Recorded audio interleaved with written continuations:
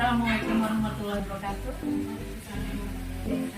Apa kabarnya Bu Asia? Sehat? Alhamdulillah baik Ibu. Alhamdulillah ya. Ya, kita ketemu ya pagi ini. Kita ada kegiatan praobservasi. Jadi sebenarnya tujuan dari kegiatan ini nanti jadi ketika Bu Asia melaksanakan kegiatan pembelajaran nanti untuk di kelas itu, setelah kita melakukan praobservasi ini, Bu Asia akan mungkin menjadi lebih siap, bisa lebih percaya diri ya Bu ya, dari berbagai hal yang nantinya kita akan bahas sekarang setelah ini. Baik Bu Asia, jadi untuk kegiatan praobservasi ini sebenarnya ada beberapa pertanyaan yang akan saya tanyakan ke Bu Asia. Boleh ya Bu ya?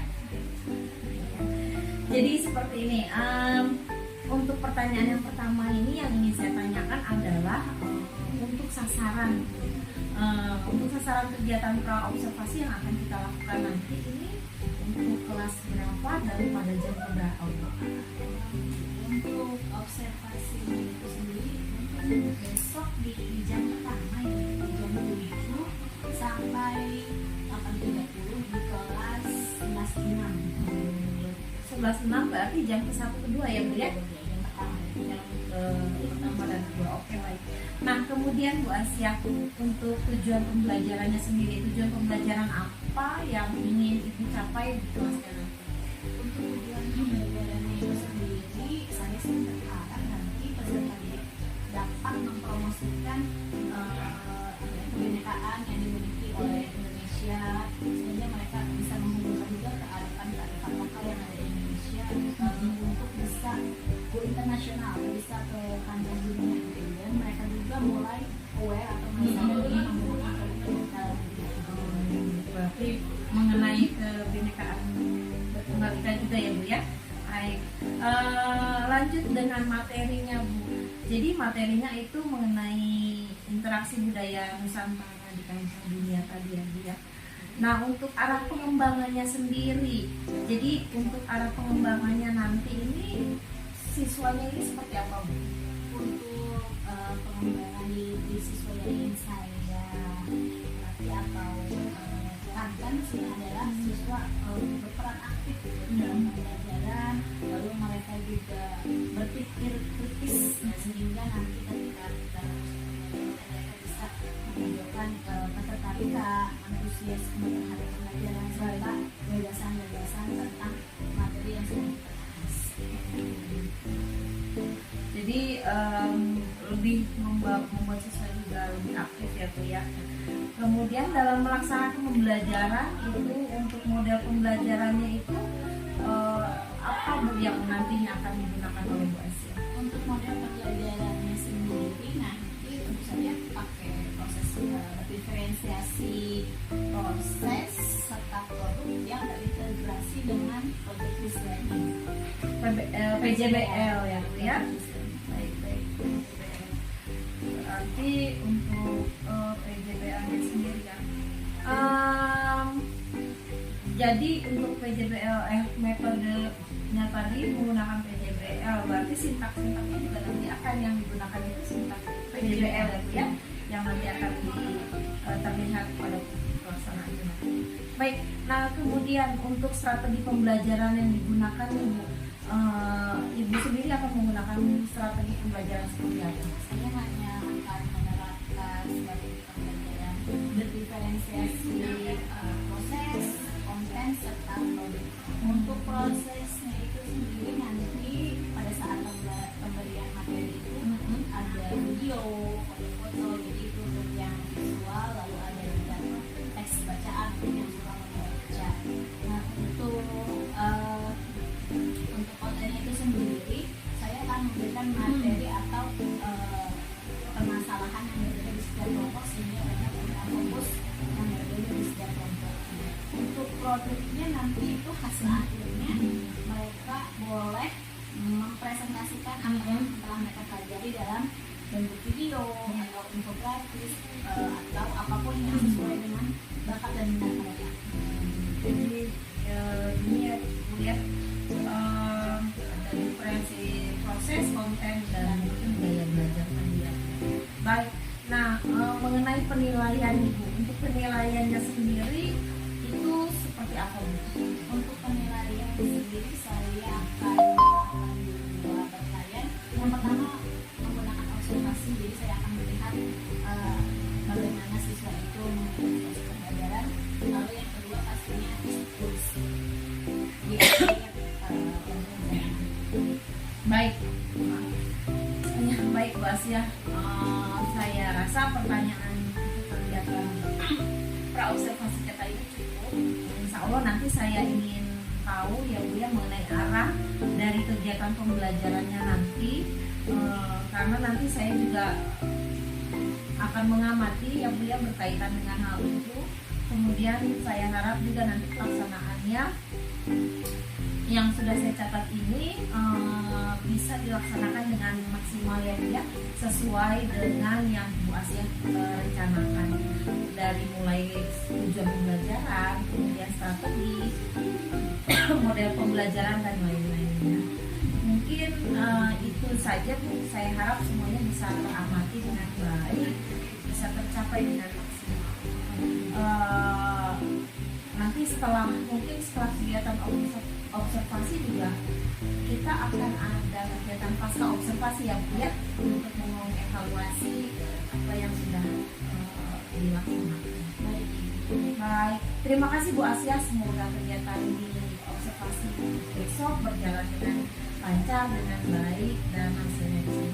Baik Ibu, terima kasih banyak. Sampai jumpa besok. Ya, Assalamualaikum. Waalaikumsalam.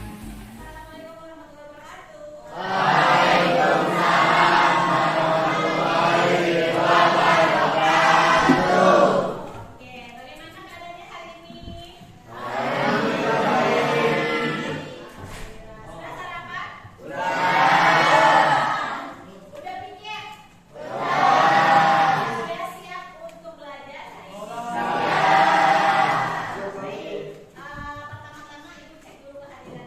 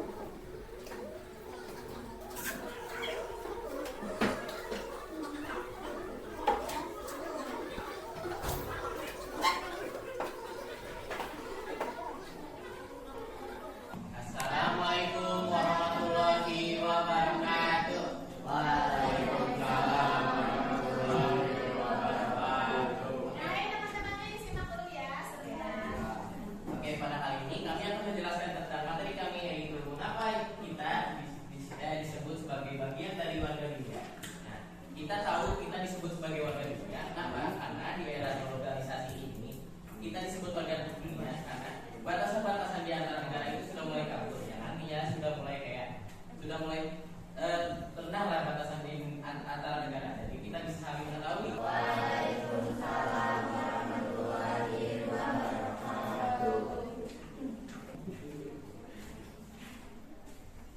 Assalamualaikum warahmatullahi wabarakatuh. Waalaikumsalam warahmatullahi wabarakatuh. Assalamualaikum warahmatullahi wabarakatuh.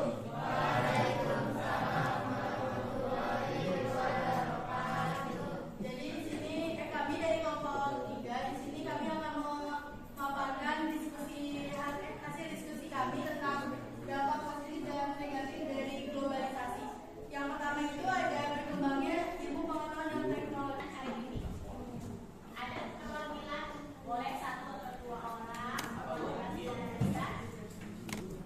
Pengaruh globalisasi dapat mendapat usaha apabila kita menggunakannya secara bijak dan kita mampu. Sinonim artinya tidak usah pakai nama, jadi kalian boleh isi sesuai dengan apa yang kalian rasakan atas pembelajaran kita hari ini.